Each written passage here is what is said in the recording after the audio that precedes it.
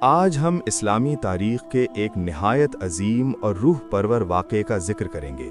یہ وہ لمحہ تھا جب ایک بندہ مومن کو براہ راست اللہ تعالیٰ سے ہم کلام ہونے کا شرف ملا اور ایک آسمانی کتاب نازل ہوئی۔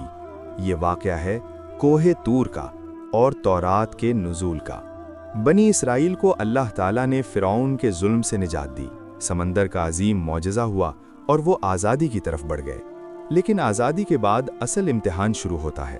ایک قوم کو صرف غلامی سے نکالنا کافی نہیں ہوتا، اسے صحیح راستہ بھی دکھانا پڑتا ہے۔ اسی لیے اللہ تعالیٰ نے حضرت موسیٰ علیہ السلام کو کوہ طور پر بلایا۔ کوہ طور ایک بابرکت پہاڑ ہے جہاں اللہ تعالیٰ نے موسیٰ علیہ السلام کو خاص طور پر اپنے قرب سے نوازا۔ قرآن میں آتا ہے کہ اللہ تعالیٰ نے موسیٰ علیہ السلام سے کلام فرمایا۔ اسی وجہ سے آپ کو کلیم اللہ کہا جاتا ہے، یعنی وہ نبی جن سے اللہ نے گفتگو فرمائی۔ جب بنی اسرائیل سمندر پار کر چکے اور کچھ وقت گزر گیا تو اللہ تعالیٰ نے موسیٰ علیہ السلام کو حکم دیا کہ وہ چند دن کے لیے کوہ طور پر حاضر ہوں۔ ابتدا میں 30 دن کا وعدہ تھا، پھر اسے 40 دن مکمل کیا گیا۔ موسیٰ علیہ السلام نے اپنے بھائی حضرت ہارون علیہ السلام کو اپنی قوم کی نگرانی کے لیے مقرر کیا اور فرمایا کہ میری غیر موجودگی میں اصلاح کا کام جاری رکھنا اور فتنہ نہ پھیلنے دینا۔ موسیٰ علیہ السلام کوہ طور پر حاضر ہوئے۔ وہاں انہوں نے عبادت کی، روزے رکھے اور اللہ کی طرف پوری توجہ کی۔ یہ ایک خاص روحانی لمحہ تھا۔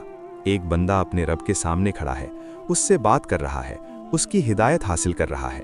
اسی موقع پر اللہ تعالیٰ نے تورات عطا فرمائی۔ تورات ایک آسمانی کتاب تھی جس میں بنی اسرائیل کے لیے ہدایت، احکامات، حلال و حرام کے اصول اور زندگی گزارنے کا مکمل نظام دیا گیا۔ اس میں عبادات کے طریقے، اخلاقی تعلیمات اور معاشرتی قوانین شامل تھے۔ یہ اللہ کی بہت بڑی نعمت تھی۔ ایک قوم کو باقاعدہ کتاب دی جا رہی تھی تاکہ وہ سیدھے راستے پر چل سکے۔ قرآن میں ذکر ملتا ہے کہ اللہ تعالیٰ نے تورات کو تختیوں پر لکھ کر عطا فرمایا۔ یہ ایک عظیم منظر ہوگا، پہاڑ کی خاموشی، عبادت کا ماحول اور اللہ کی طرف سے ہدایت کا نزول۔ اسی دوران موسیٰ علیہ السلام کے دل میں ایک شوق پیدا ہوا۔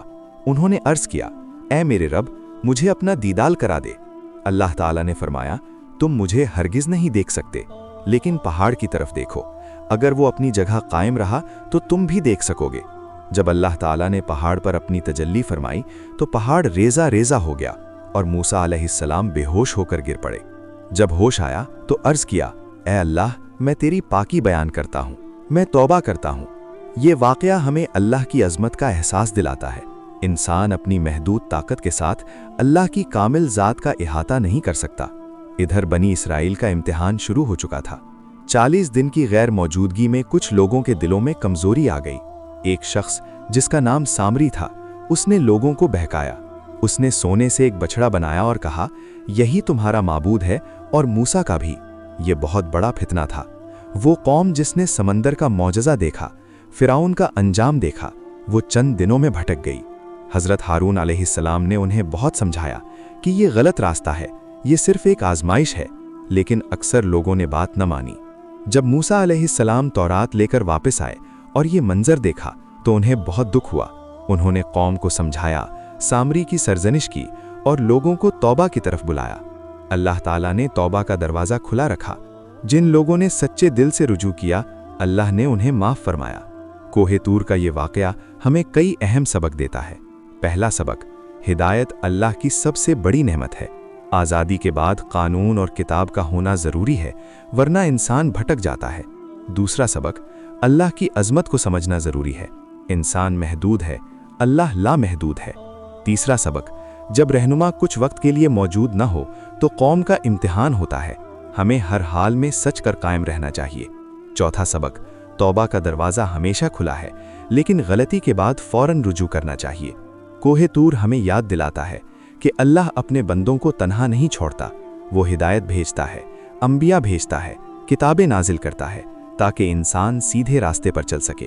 آج ہمارے پاس قرآن مجید موجود ہے جو آخری اور مکمل کتاب ہے۔ ہمیں اس کی قدر کرنی چاہیے، اسے پڑھنا چاہیے، سمجھنا چاہیے اور اس پر عمل کرنا چاہیے۔ اللہ تعالی ہمیں اپنی کتاب سے سچی محبت عطا فرمائے، ہمیں ہدایت پر قائم رکھے اور ہمیں ان لوگوں میں شامل کرے جو اس کے احکامات کو سن کر ان پر عمل کرتے ہیں۔ آمین یا رب العالمین۔